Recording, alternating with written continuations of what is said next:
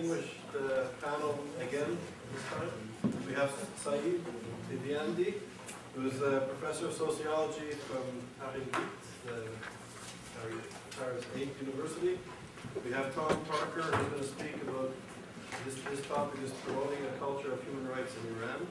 And Tom Parker is the executive director of the Human Rights Documentation Center, which is actually based here in New Haven. And then we have Roya Boroumand, who's the co-founder and executive director of the Abdorrahman Foundation. I know something, excuse me. And Roya is going to speak on an important topic called the Excluded Muslims, Institutionalized Discrimination against Muslims in the Islamic Republic of Iran. So I'd like to introduce Saeed. He's going to be speaking about discrimination and intolerance in Iranian educational curriculum. And he's graciously distributed a very important report that you should all have, or you can all feel free to pick one up here, called Discrimination and Intolerance in Iran's Textbooks, which was produced recently by the Freedom House. So it's a great honor that you're here.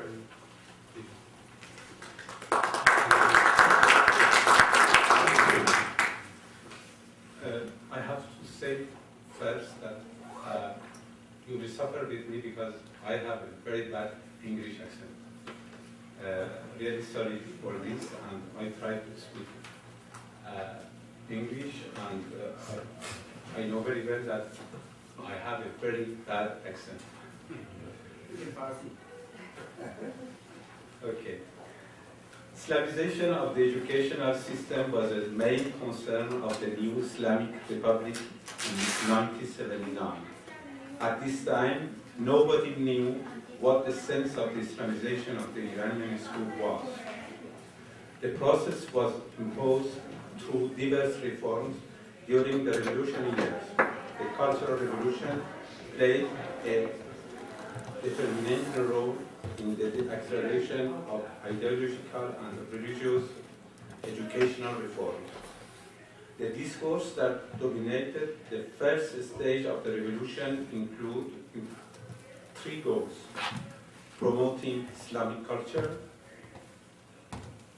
controlling the influence of Western culture, and creating a new Muslim individual through religious socialization. In 1987, the Parliament adopted a law considered the most important document in instituting Islamic education. This law emphasized an ideological framework for a school mainly based on religious values. Shia is presented as the religion of the state, the representative of the holy order. The most sacred mission of the school is to form a new Muslim man, a virtue believer, and an engaged citizen in the service of the Islamic society. The first important point made by the 1987 law is the priority given to the ethical and religious development in educational and school activities. According to the Article 4 of this law, in Islamic education, purification takes precedence over training. The law of 1987 builds an atypical educational model. The new curriculum is an example of indoctrination of the education system in our time. The most significant change in the school curriculum was the textbook's complete revision and the meticulous selection of academic knowledge. The Islamization consists of adapting academic subjects to the rules and values of Shia. Since 1980, many researchers show the Islamic ideological essence of Iranian curriculum. I have worked myself about Iranian curriculum between 1980 and 2000. But today I want to talk to you about the last study concentrated mainly on the other's place and image in the Iranian curriculum. This study proposed by Freedom House is based on 3 types of statistical and qualitative analysis of 95 school textbooks publishing in last year, covering all subjects from grades 1 to 11, overall 11,000 pages and 3,115 images. What did we find in this study? First of all, if I want to compare this study with the previous researchers since 1980, I found that all researchers have a common point with each, which is religious ideological framework. Religion is the ideological foundation of the textbooks. The both story, society, and man are received, viewed, and interpreted through a religious ideology. The ideology of the curriculum uses Shia as the rule of law, social norms, individual behavior, and as a tool to control society. This Islamic order in textbooks includes private and public space. Even the most intimate and personal issues are directed to people. Islam is pivotal. Islam is pivotal. Therefore, everything else is secondary or other in these textbooks. Promoting a critical mind is not allowed. In fact, the curriculum imposes a unilateralist point of view. The curriculum promotes tradition as opposed to modernity. Shia is presented as the only truth of human history. This does not invalidate modernization. In fact, technologies and science are depicted and discussed in most of the textbooks. However, the essence of modernity, which includes democracy, individual autonomy, human rights, and liberty, are absent. This ideological trait inevitably creates a discourse of intolerance and discrimination against the other. Our study worked about 3 kinds of discrimination: gender discrimination, discrimination and intolerance toward ethnic and religious minorities, outlook toward neighboring and other countries. The gender discrimination is the most important discrimination. Men and women are not formally equal in textbooks. Men and women are assigned gender roles in their social and private lives. Men and women are presented as 2 different social individuals who complement one another and have specific gender roles. Men are clearly the superior sex and women are the second sex. Women are not purely traditional and limited to the house and the family life, but they have not taken on the characteristics of the emancipated women of modern society. In other words, women are semi-social. They can obtain educational degree, have a limited presence in the labor market, vote and participate in social activities. But concurrently, they continue to be defined in relation with maternal and family duties. According to the statistic, only 7% of well-known personalities in textbooks such as poets scientists, politicians, writers are women. The big majority of the women pictures are anonymous people, such as a mother, sister, housewife, teacher, or nurse. The analysis of pictures demonstrated the important difference between men and women. In total, women only appear in 37% of the pictures, and most of them are under 18 years.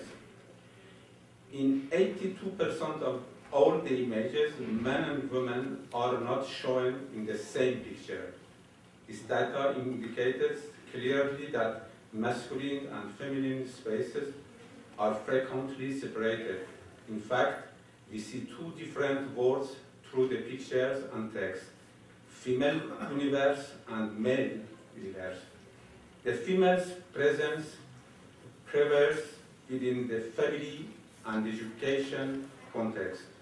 This information clearly demonstrated the social roles that are delineated for men and women in the culture of textbooks. Ethnic and religious minorities.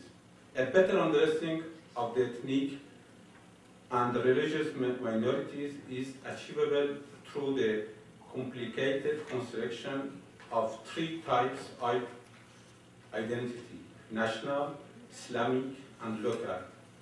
The Islamic and national identity occupied the major place, and the local identity is marginal.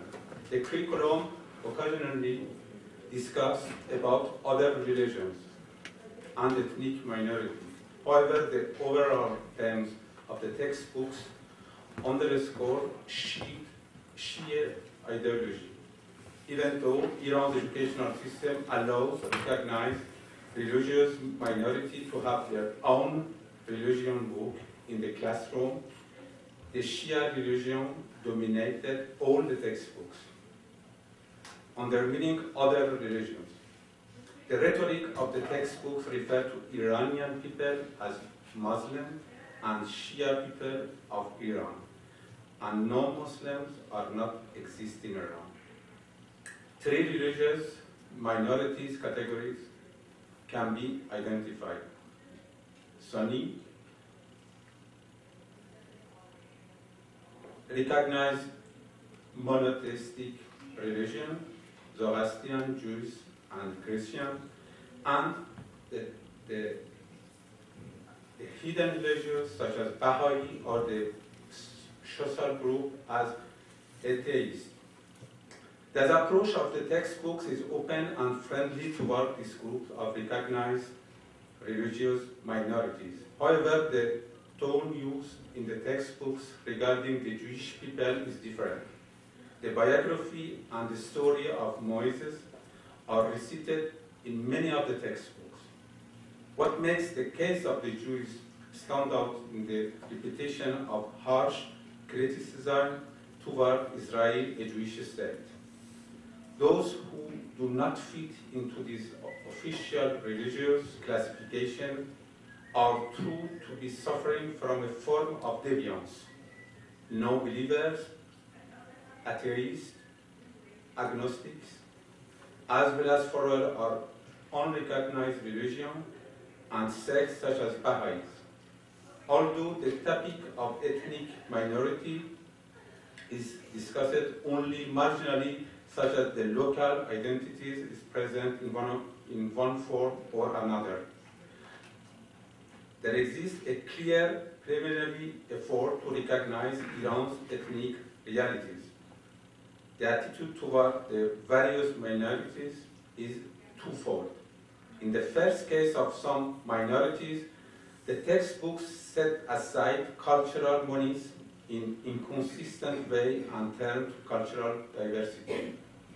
In the second case, this marginal approach does not mean that the curriculum officially recognizes the culture of the various minorities. Overall, not much space is dedicated to cover the culture, language, and minority issues. The main approach for defining the words is based on the religious difference and the religious belonging. Within this framework, the world is divided mainly into the two categories of Islamic and non-Islamic countries. In the historical and geopolitical context, this categorization is repeated through the entire textbooks. On this basis, the textbooks see the Islamic Republic as a part of the family of Islamic countries, which are culturally and geopolitically different from the Western civilization. Iran's relation with the West during the last 2 centuries in the political and economic dimensions, as well as in terms of civilization, occupies an important place in the textbooks. The West colonial policy before and after the revolution of 1979 is criticized constantly. From the political standpoint, the discourse of the textbooks can be considered anti-Western. The foreigner or enemies are usually mentioned toward the Western countries, US in particular. When it comes to attitude toward the West, Israel as absolute evil and the enemy of the Muslims occupies an important place. The textbooks present the Israel-Palestinian conflict as the single most important issue of Islamic countries and the region. Palestine is considered as a ground for unity and linkage among Muslims. As conclusion, I want to insist on 4 points. Perceiving the world, history, and human beings from the perspective of a religious doctrine will lead to reductionism, bias, and exclusion. This discourse accepts certain people as insiders, tolerates some group, and rejects others. In this sense, this reductionist outlook produces the interpretive mechanism based on discrimination. In this discourse, the self and other have a structural presence. The existence of discriminatory attitudes is not accidental or sporadic, but continuous and systematic. In the discourse of the textbooks, being born a woman means having a different status as a man. Being born a Sunni means a different status than a Shia. The second point is that its discriminating viewpoint is recognized religiously and politically.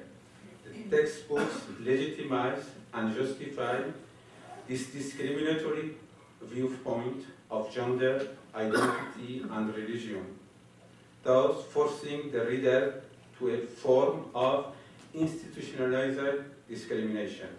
The third point, individuals are not equal, formally equal, and in the hierarchy of the value are defined and judged based on gender, ethnic background, religion. The discourse of the textbooks has not been written with the concept of equality of all human beings, as enshrined in the Universal Declaration of Human Rights. The term based on the clear and official negation of the equality of human beings created different positions for the various people in society. Some individuals are born first-class citizens due to their identity, gender, and way of thinking, while others become second and third-class citizens. The last point, an important question that arises from this study, is the hierarchy among the various forms of discrimination. Answering this question is problematic because the form, meaning, and degrees of discrimination are not the same. Gender discrimination is the most important based on quantity. However, the discrimination that exists about Hitans or Baha'is is more intense. Nevertheless, the important point of concentrated on is the concurrent presence of this form of discrimination toward various social groups. When certain individuals suffer 2 or 3 forms of discrimination at once, they will face a multilateral discrimination. A Sunni Kurdish woman or a Baha'i Kurdish woman must tolerate 3 forms of discrimination all at once: gender, ethnic, and religious.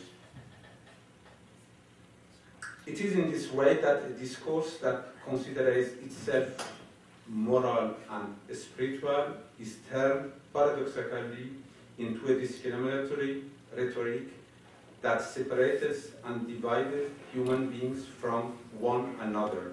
The problem of the Iranian educational system is the same as all the religious schools that view the world egocentrically. Thank you very much.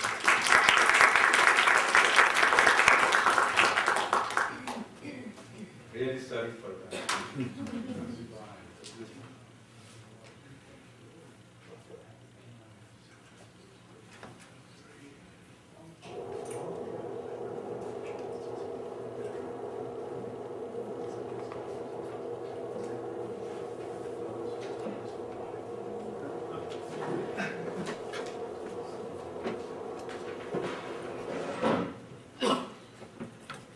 Sorry, we're having a very polite Persian discussion about who should go next. I wanted to talk to you a little bit today, not from an academic perspective, but from the perspective of somebody who's worked in the human rights business, both for governments, for international organizations, and for NGOs. And to share with you some of my thoughts about why Iran is a difficult country to engage on the subject of human rights for an NGO. I run a small organization called the Iran Human Rights Documentation Center that's based here in New Haven that works exclusively on human rights issues inside Iran, and we have as our mission statement the mission of promoting a culture of human rights inside Iran. Something of a tall order perhaps. And I'm going to try and explain to you some of the challenges that we face, some of the ways that we've tried to overcome those challenges. There is a public information film doing the rounds at the moment inside Iran, published by the Ministry of Intelligence and Security, about the dangers of foreign NGOs. And it opens with a great scene in a White House bunker deep below the White House, where John McCain, George Soros, I'm not quite sure why John McCain, but maybe they know something we don't. John McCain, George Soros, a representative of the CIA, are all gathering to discuss how they will overthrow the Islamic Republic. And in a sort of a free-ranging discussion, they decide that human rights and a velvet revolution is the way to go. Cut to the streets of Tehran. Up until this point, it's all been computer-generated images. Now we have real-world people and a small family in Tehran, a young boy who's been suckered in by these alluring Western promises of human rights. He's packing a pistol. He's got a pistol hidden in his drawer, and he puts it in his work bag. And his loving sister demurely spots the pistol and takes immediate action, going to the local security office. She tells the very kind gentleman from the security services that she's concerned about her brother, and he shares her concern. And together they talk about the brother, and an intervention is called for. And the nice gentleman from the security services, with a couple of his very gentle and kind colleagues, go and arrest the brother in such a manner that even the mother is grateful for their understanding at this trying time. This narrative is actually very important, because this is what the Iranian government has done. What it has tried to do is paint a certain picture of human rights as essentially a political tool. It's kind of a narrative they've used in a variety of different theatres before. The narrative they use to criminalize the Baha'is is that the Baha'is, it's not a faith, it's not a religion, it's a criminal activity, it's a political thing. Much the same idea here with human rights. We're not talking about anything universal or generic. We're talking about a political trope. Nothing more, nothing less. And that creates a bit of a problem for people who find these important concepts and want to do something about it. So if you are operating inside Iran, and goodness knows there are many people who know much better than I the circumstances inside Iran today, you have a number of obstacles that you face. First, the activity that you want to engage in itself is essentially criminal. Worse than that, it borders on treason. So it's dangerous to be out there organizing. We talked a little bit on previous panels about self-censorship and how the state has been very clever at setting boundaries that people internalize and adopt. Well, the people who do want to promote human rights inside Iran, and I think it's fair to say there are many of them, they face first a barrier of internal self-censorship. What if I do stand up? What happens? What happens to my family? What is that going to say about me as a person? The next barrier they have is how I get together with other people. Well, I can't go to meetings. That's just going to attract attention. I can't write articles in the newspapers. Many of them have been closed down, and certainly now it would just be asking for trouble. I can't really put posters up. That's going to get me into trouble. I can't go to concerts. There's just not a lot of social space or public space in which to organize. What's happened is that the internet has, to a degree, become an earth-sat social space where people can share information and, to a degree, organize. We've had some nice examples recently of what might be called viral protests, where people, I think the technical term is swarming, they'll share information on the internet, and a happening will come together, a manifestation, a little demonstration, a small group of people will hold a public demonstration for 10 or 15 minutes before the police arrive. About a year ago, we have some nice pictures of it in the office, people held banners up around the Freedom Monument on the road from the airport into Tehran. They circled it with banners saying things like freedom, justice, and so forth. And that's the sort of activity that can be organized on the internet. But of course, it's very bitty. Very difficult, of course, also. The internet is not a clandestine entity, it's a notice board. So if you are posting things on the internet, people are going to get to hear about it and know about it. But it is at least some form of social space that people can organize and share information in. Problem is where you get your information from. The internet is somewhat notoriously unreliable. So we do have this situation where there's social space and there's information available in that social space, but it's hard to assess the value of that information. From a Western perspective, we have a social space perhaps that we can appeal to, that we can reach out to people through. We can't put activists on the ground. Different organizations have tried to do that. The Open Society Institute is one of those, and their representative, or somebody they worked with inside Tehran, was held in prison for a substantial period of time because of his association with Soros. There are no international NGOs with a meaningful presence on the ground inside Iran doing human rights work.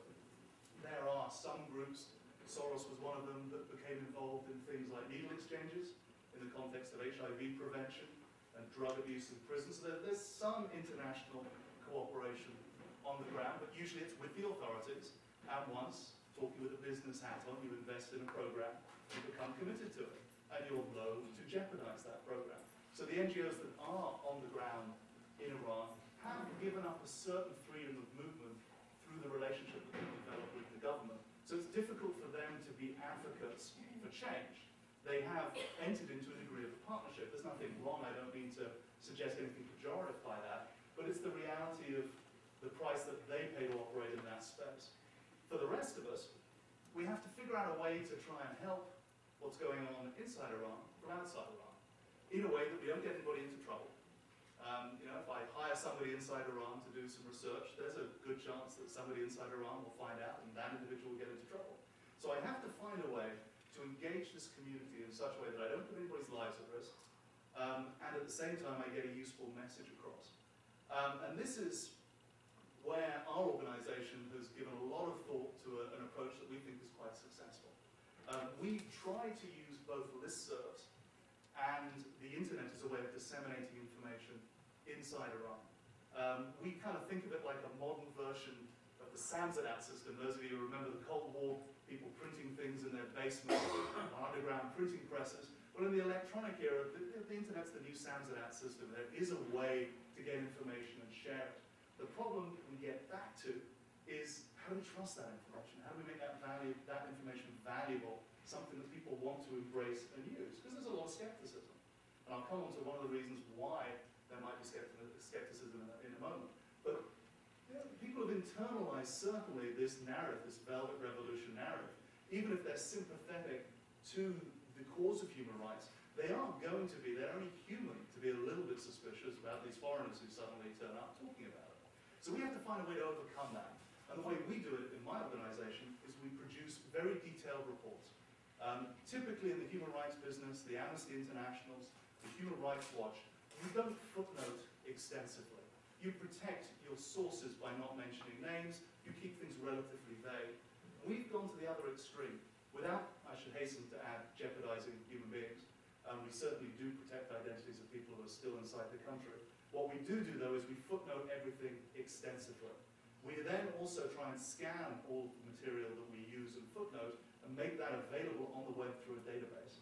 So when people read our reports, and they can be 60 or 70 pages long, it's a bit like reading a PhD thesis. It's that researched, it's that meticulous. It takes about a year from flash to bang, from the moment we start the project to the moment that we finish it. You can then go and second guess us. You could go online, you could look at the materials that we've used, you could look at the actual scanned image of the document, the letter, the leaflet that was left behind, the receipt that was given at the police station, and make your own minds up. Is it a forgery? Is it credible? Does it make sense? Do the dates match? You can do your own detective work.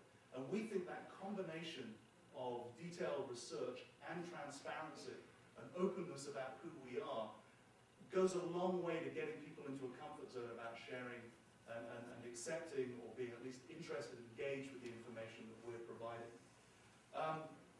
That said, there are still some problems here. The first is, how do you fund something like this? Right? It costs my organization, which is not big. We have 5 staff members, 5 full-time staff members. It costs us about $650,000 to operate for a year. Right? It's a lot of money.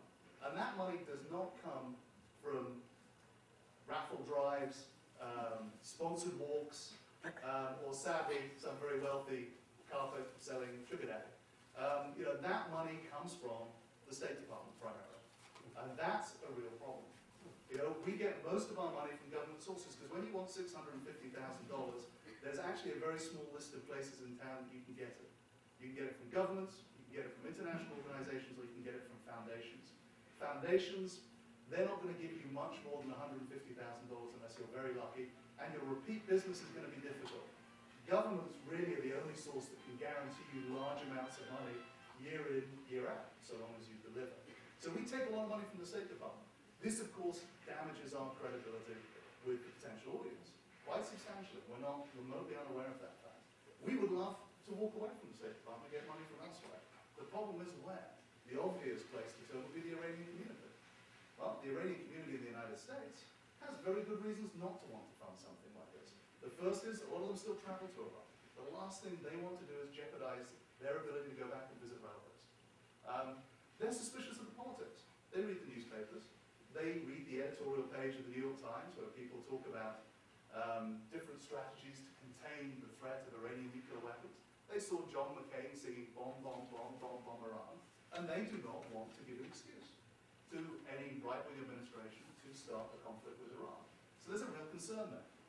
Members of the diaspora are very worried that this might be abused. So not only do we have to worry about a narrative coming inside Iran, we have to worry about a slightly different narrative that started outside Iran that also makes people a little bit worried to get involved with us.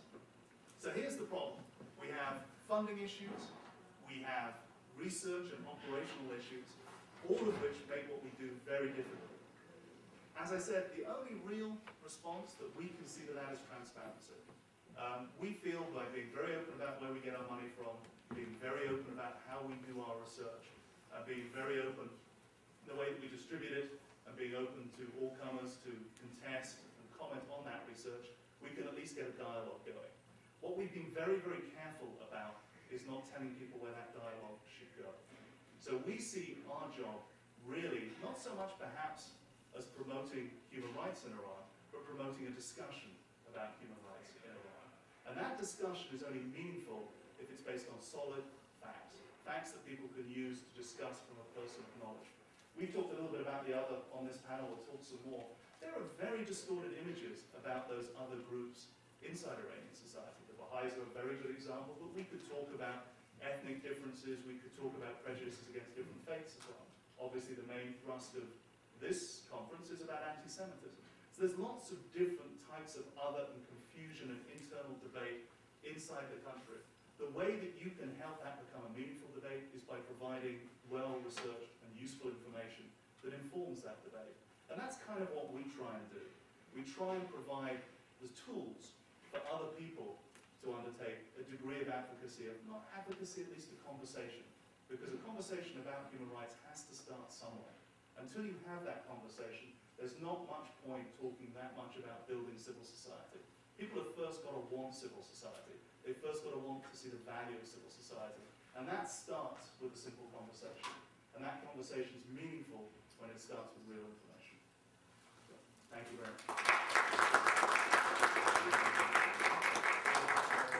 Roya's next, and actually before Roya starts, I want to acknowledge Erwin Condor's leaving, and he came here at great personal trouble and expense, so thank you for coming to travel back.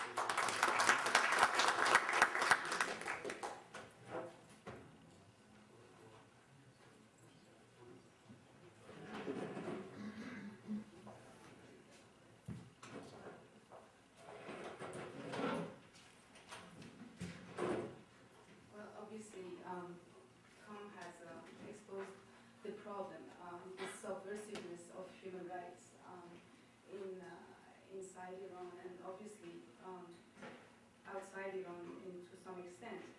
I'm going to read a little bit of statement for you. Maybe I will explain why. This is a statement by Ayatollah Khomeini in 1982. He says, "We have no power of our own. We never had any, and we shall not have any in the future. Whatever we have comes from God. If there is a power, it is God's power." This statement, among many others, shows the conception, the perception of the founder of the Islamic Republic about people's power in a theocracy. In the Islamic Republic's constitution, sovereignty is the exclusive prerogative of God, who delegates it to an Islamic jurisprudent, the supreme leader. Such founding principle has bestowed to the Islamic Republic leadership unrestricted power as the representative of God on earth and accountable to God only.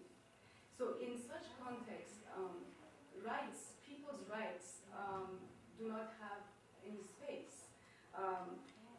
So, of course, we are talking of the Iran challenge, the challenge of understanding Iran, and it is a real challenge. Iran has attracted a lot of attention through hostage-taking, bombings, and support of terrorism.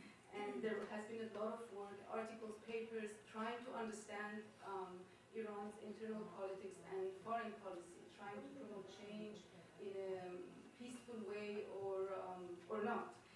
But these papers usually are based on classic indicators such as election results, political elite alliances, foreign policy negotiations, economy, and to my experience, they often have had inaccurate provisions. So it's not rare to hear, ironically or surprisingly, this happened or that happened. So part of why I believe these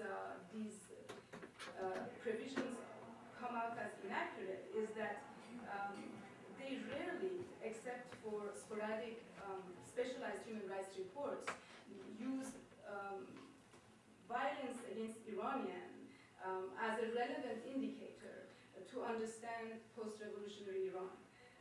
Yet violence against civil society, censorship, and exclusion are major obstacles in the way of sustainable change. The inception of the Islamic Republic was associated with violence and discrimination, and as a result, millions of Iranians, including a majority of Muslims, were eliminated from the country's political scene and administrative scene. These circumstances are essential to understand politics in the Islamic Republic today.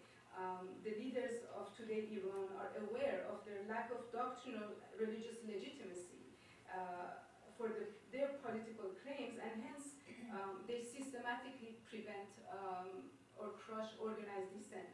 So I'm going to take you, if I may, a little bit back to the inception of the Islamic Republic and give you some background information that would show you how the majority of Iranians have become vulnerable to discrimination, vulnerable to violence, and therefore absent. And to also show you that the international community has a role to play. It not necessarily played it in 1979, but could make a difference. So during the past 3 decades of the Islamic Republic's life, we have had powerful images of hundreds of thousands of demonstrators calling for an Islamic Republic and eager to see the establishment of a theocracy. These images have veiled the reality of the Iranian Revolution. As is the case with all major upheavals, the circumstances in which the Islamic Republic established itself was more complex than what is remembered today. The Iranian civil society's effort to reverse the instauration of the theocratic regime was mostly unnoticed, as did the opposition at the time, including that of influential Shia and Sunni clerics to the very concept of an Islamic Republic. The crucial debate and the murderous tension during the drafting of a constitution that provided extraordinary powers to a religious leader transformed Iran in a totalitarian state and deprived millions of Iranians from participating in the politics and administration of their country rarely appears even as background in human rights reports. It is true that in 1979, Iranians voted massively in the first referendum to support the creation of the Islamic Republic. It is also true that they were only given the choice between monarchy and the Islamic Republic, and that they had not been presented with either a constitution or a program. The circumstances surrounding the drafting and passing of the constitution is crucial for the understanding of the scope of repression through which the Islamic Republic's leaders established themselves as legitimate representatives of Iranians.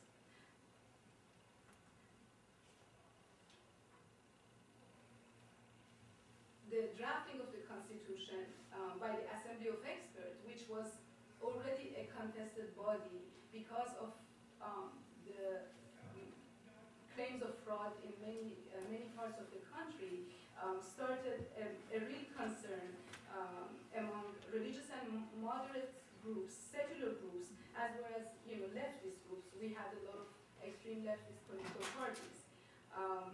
Grand Ayatollah Shariat Madari, an influential and prestigious cleric, opposed the concept of Velayat al-Faqih, which is the guardianship of the jurisprudence, the political absolute power Khomeini claimed for himself, and which is the cornerstone of the Islamic Republic's constitution, as the Grand Ayatollah Khoi, Omi, Mahallati, Sadiq Rouhani, Zanjani, Tehrani, and I can go on.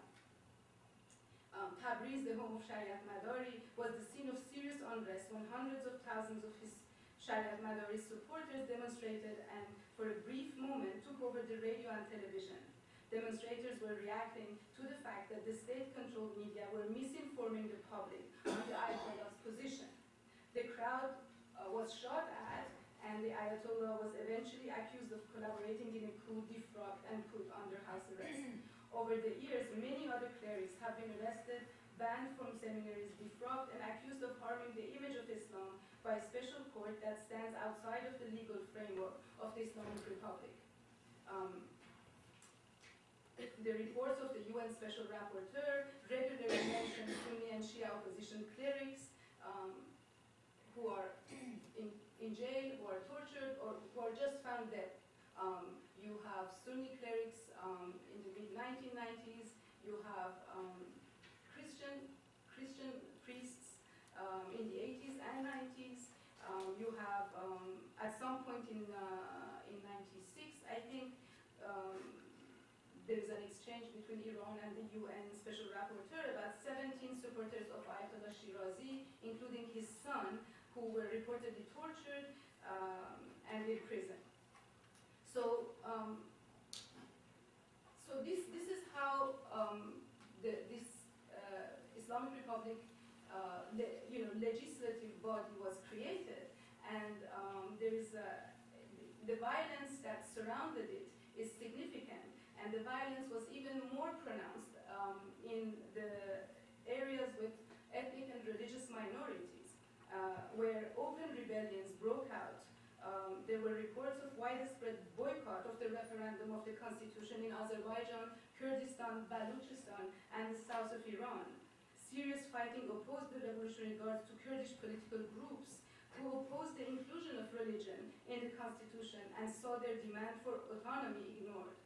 The regime's retaliation was brutal, and in a few years, the Kurdish resistance was eliminated at the cost of thousands of lives. In 79-80, the Iranian civil society also fought against the laws and regulations that they deemed undemocratic, discriminatory, and repressive. The powerful images of an Ayatollah waving at an impressive and mesmerized crowd erased the other reality, that of protesting judges, lawyers, intellectuals, rights activists, politicians, clerics, unveiled women, and ordinary Iranian who were intimidated, imprisoned, beaten, stabbed in the streets, and in all circumstances accused of being monarchists or tools of foreign powers. So what is this campaign of violence doing? This campaign aims at eliminating dissent, but also, most importantly, concealing the existence and the nature of the internal challenge faced by new leaders. If excluded as outsiders, all those who rejected the revolutionary leadership interpretation of Islam and fabricated fictitious and absurd links between dissidents and exterior enemies. I assume that this sounds familiar today as well. At the time, these links were absurd. Marxist-Leninist groups were tried as American grouplets in 1980-81. The Baha'is were charged with spying for Israel, and many other dissidents were convicted of spying for Saddam Hussein. Those who undertook an armed resistance were simply charged with war on God, the Prophet, and the representative of the 12th Imam. The new leadership crushed, again, at great human cost, all forms of organized dissent and projected to the world the image of a people in complete harmony with their leaders. And this is what most of us remember from those early years of the Islamic Republic. A glance at the number of asylum seekers from Iran published over the years by the UNHCR is very revealing. By 1980, at the height of the anti-monarchist repression, there are 2,542 applicants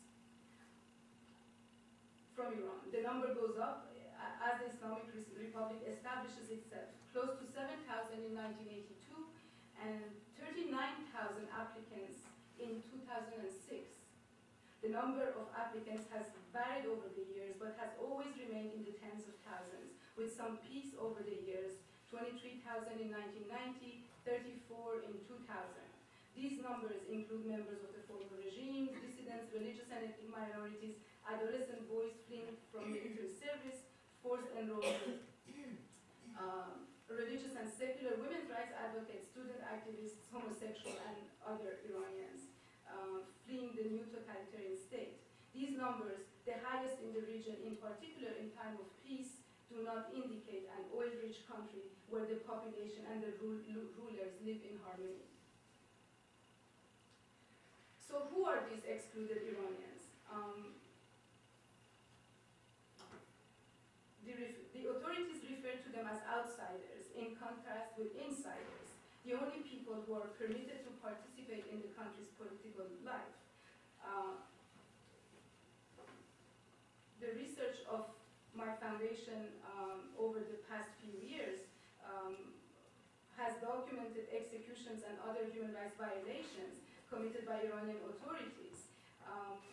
The research shows that the majority of those executed following the revolution were practicing Muslims, Sunnis, Shias, who rejected the revolutionary leadership's interpretation of Islam, Sufis, mystic Muslims,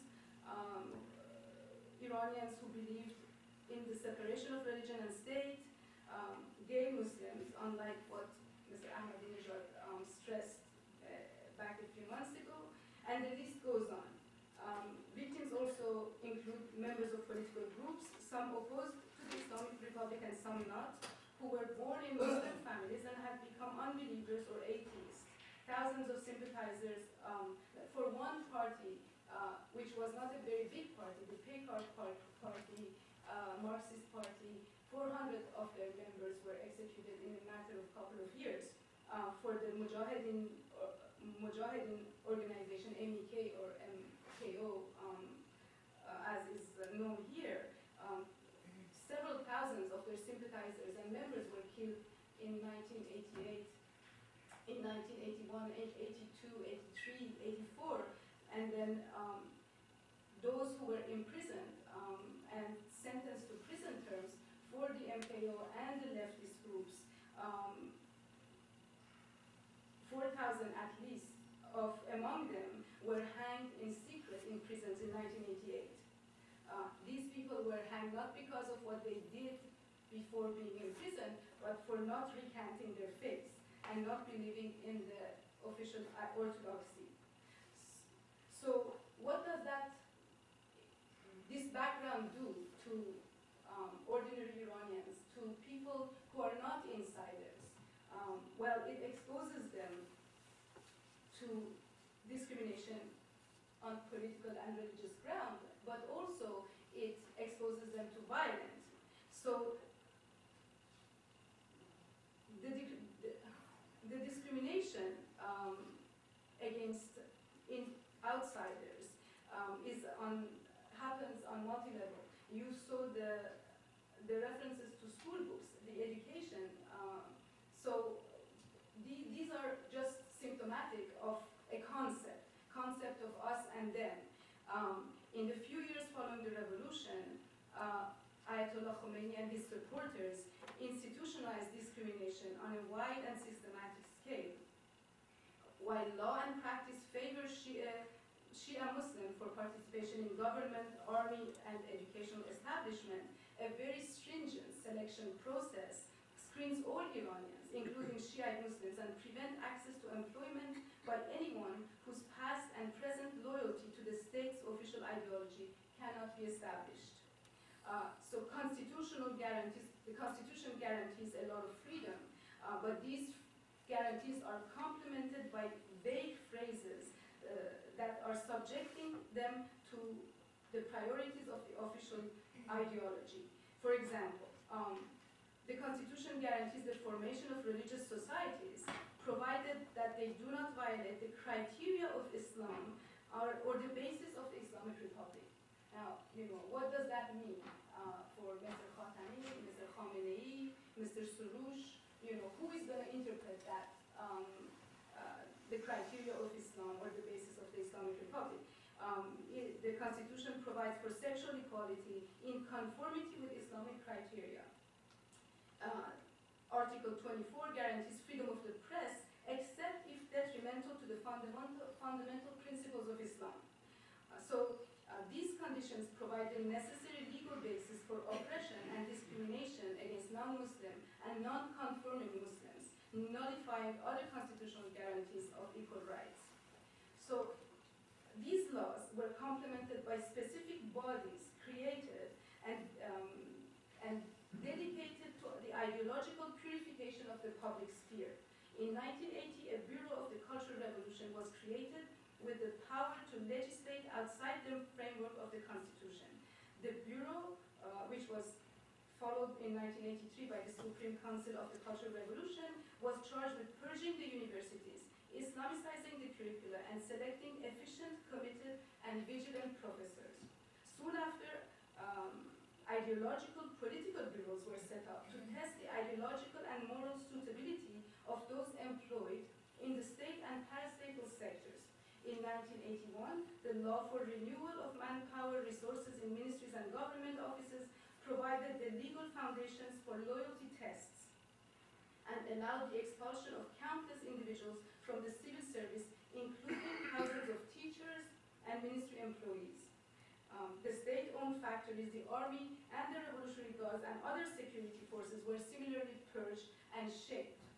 These ideological political bureaus continue in their functions today, including in the universities. They are often used as a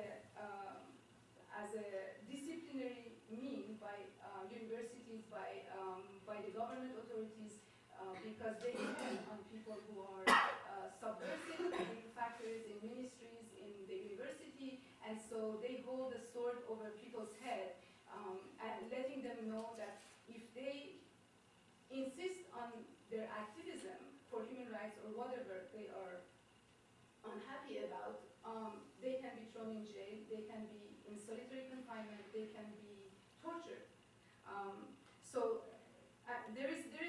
These bodies, again, are complemented by a selection process. A selection process that is called guzinesh.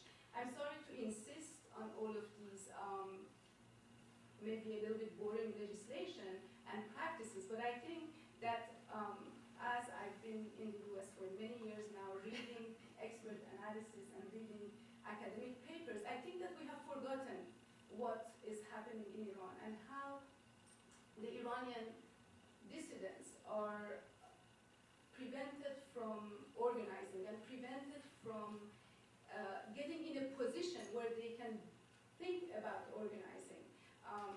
So these selection process, for example, are also overwhelming. They concern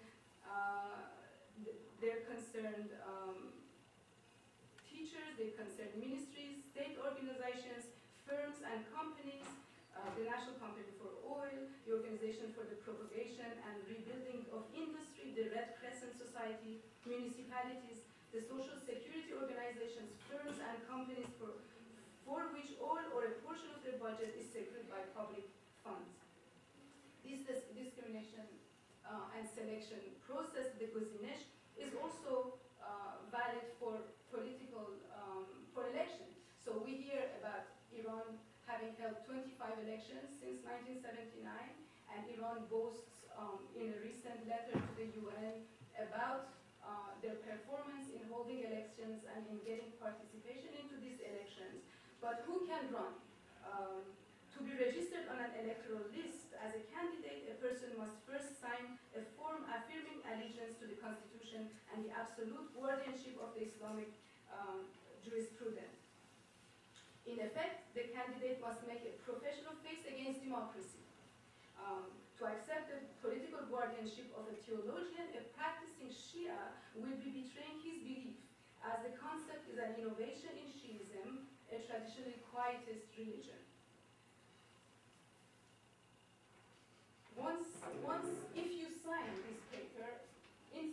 If you sign this paper, then you are submitted to another selection process where your ideology and your past affiliations and your opinion is verified and checked. And once you pass this, then the authorities in charge of verification are going to your hometown, talking to the mosque, the basij, and to people who know you to see if you have participated in elections or you haven't.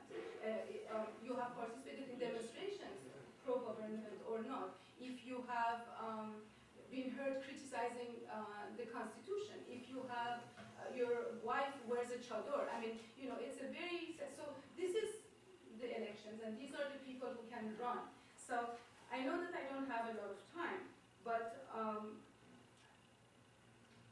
I hope I can stretch a little bit and abuse of your patience. So what happens, so most of the Iranians cannot run for office, they can't really be in an important position in the administration, and so they are much more exposed to violence and repression. So for example, in the Sunni areas, Sunni inhabited areas, human rights, we have no access, of course, very little access, journalists have no access, but human rights reports tell us that there is a very heavy military presence. We have documented several hundred cases of people, of Iranians who have died in clashes with security forces. It's unclear what clashes mean. You know, sometimes people are armed, sometimes they're not. Sometimes they have drugs on them, but they always are called it clashes. But a lot of these deaths occur in Balochistan or Kurdistan, heavily inhabited by Sunnis. The number of executions in these regions are also higher than elsewhere in Iran. For the year 2007, we documented 447 executions reported by official media, and a lot of these executions are, of course, you know, in these areas. I have a lot of examples to give you, but unfortunately time is short. The security forces are much faster at shooting in those regions, and they're much less accountable when it comes to Sunni Muslims or to Sufis, for example. There is much less accountability. Security forces who shoot or are guilty of hasty shootings often walk free from their trial and or have to pay a minimal sum. The judiciary treats Iranians in a very discriminatory manner, so that you can be hanged, for example, for giving false estimate in the custom for carpet, and then you can be let go free after having millions of dollars of state budget disappear, for example.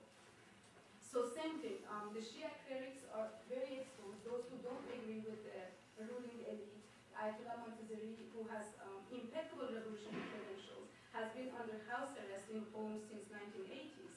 Mohsen Saeedzadeh was arrested and convicted for promoting an interpretation of Islam in which women and men have equal rights. Most recently, Ayatollah Boroumand, a Shia cleric who openly promoted the separation of religion and state, as a traditionalist, was imprisoned, reportedly tortured, and tried without access to an attorney. In June 2007, he was sentenced to death by the Special Court for Clergy. And same thing, Iranian secularists are very vulnerable. Those who get arrested for pro-democracy activism are in a much more difficult situation than insiders. So I'm going to conclude.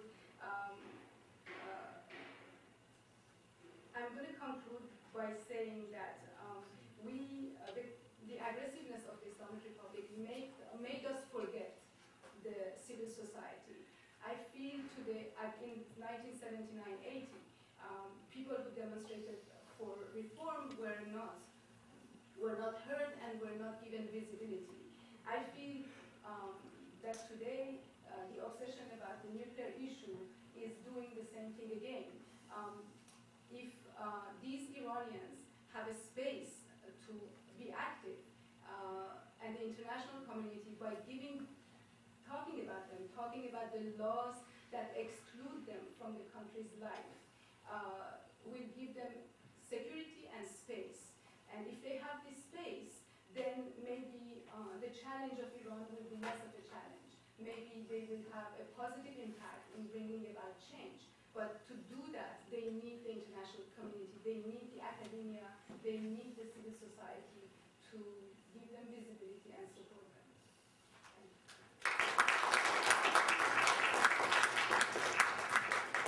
So the panel is going to take some questions.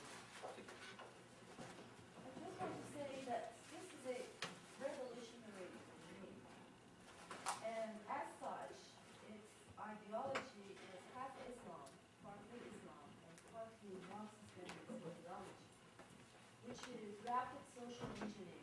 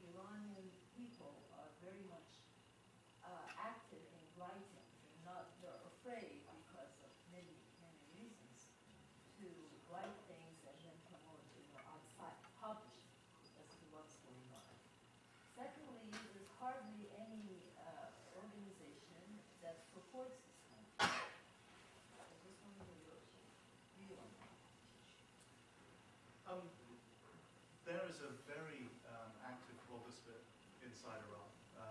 Farsi is, there are various figures, but Farsi is often quoted as being the 8th most commonly used language on weblogs worldwide. Now they are not, as a fact we have an expert on the internet here, so perhaps I'm not the best person to even comment on this, but as a layperson, we often say obviously there's a range of opinion within that blogosphere, but certainly there are sites where people talk about abuses and promote alternate ways of I'm not thinking. talking about abuses. I'm talking much more extensive.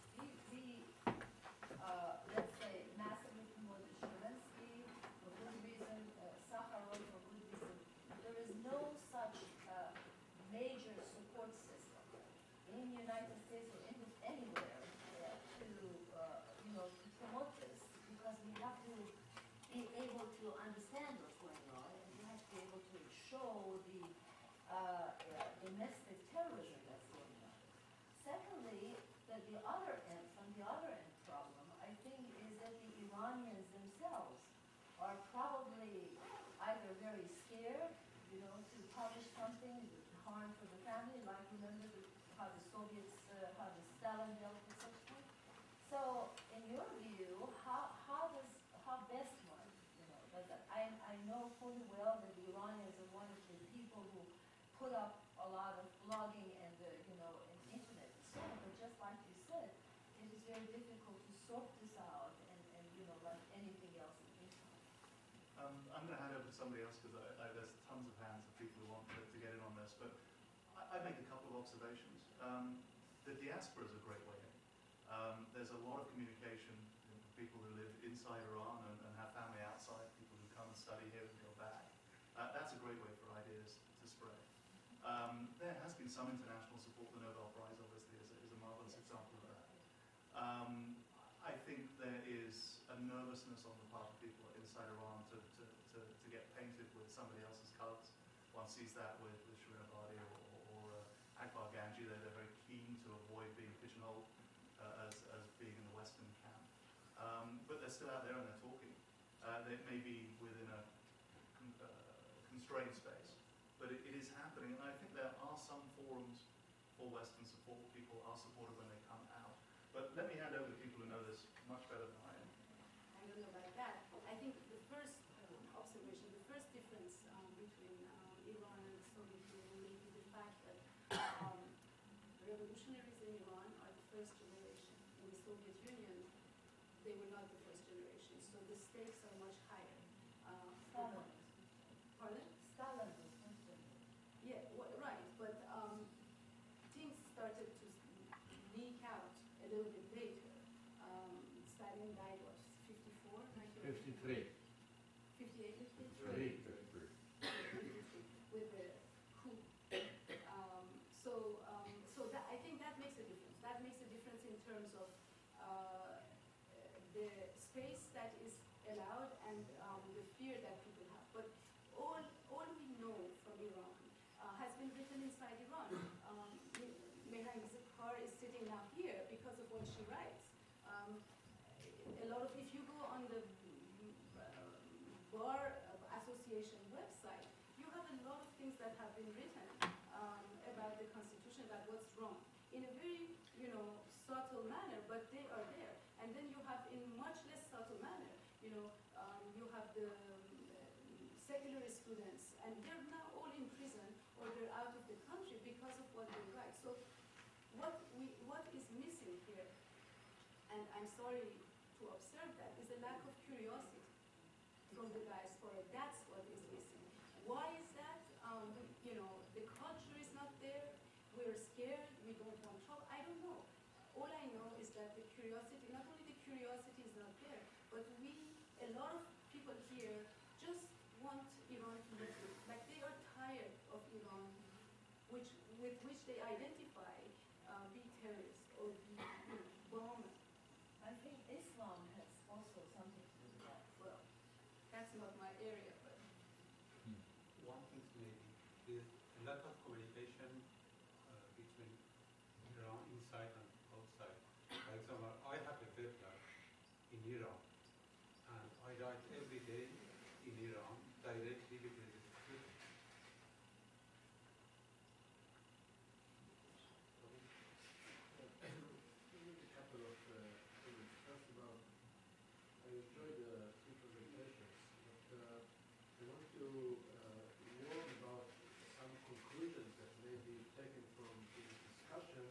I don't think that, for example, because of Paivandi meant to support. Education is a very risky thing. In education, you know what you put in the mind of the children. You don't know what gets into the mind of the children. I spent, Saeed, for many years studying the education system in Iran, and so surprisingly, the Islamic Revolution came in the first generation. The majority of the children of Iran were going to the schools and examining the textbooks of that time. Each textbook, at least in the villages, or the first page was the picture of the Shah, the second the picture of his wife, the third the picture of the son, and all the book was praised with the Shah, and then there was the Islamic Revolution. Today, maybe we are facing another stage in which the education system, which is, as you mentioned, controlled by the Islamic regime, they actually dictate everything. And we may be witnessing that the young generation will resist against it. I make this point because I think that some people who read this kind of studies say, well, if this is the situation, nothing can happen. So many things can happen even if you control education. About freedoms, I think the problem that I see, and I think it was touched upon, and Boroumand went to the early stages of the revolution. I think at that time, Bani Sadr said that the main problem in Iran is that you don't know when you do something if you will be praised or punished. The boundaries between permissible and forbidden is not clear. It's even worse than having tough rules because you don't know the rules of the game. You may do something and then you will be praised, and for exactly for the same thing, you will be heavily punished. Then here's the situation that the Iranian people are living in, which they don't really know what will be held against them. In the moment that they want to persecute you, they will find something. I think that, to conclude with this point, I think that one of the main aims of the Iranian people in the last 150 years was the seek for freedom. In the Middle East, the main issue, intellectual struggle, was nationalism, establishing a nation state. Iran, probably because it used to be a nation state, this was not the main issue. Intellectuals in Iran did not stress that much nationalism, but they stressed freedom. After 150 years and more, they have not reached that. And I think that what is devastating for me, under the Shah, to speak against the government was a crime. Today, to speak against the government is a sin. And I don't know which one of them is worse. That's an unfortunate situation of the Iranian people.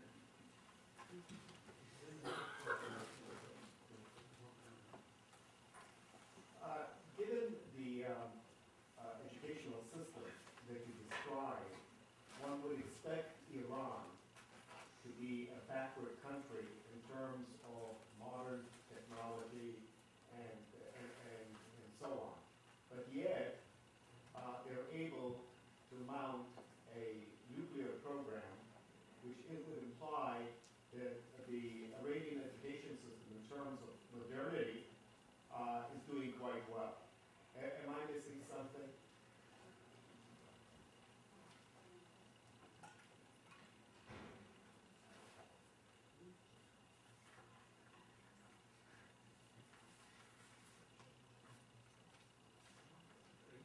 This is the paradoxical dimension of education in Iran.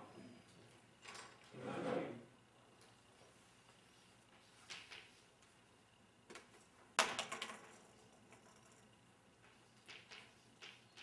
only 35% of girls went to school. It's 97. Only 1979.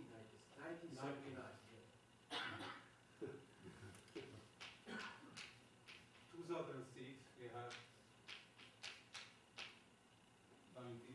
This is really paradoxically because the textbooks don't say that the woman and man are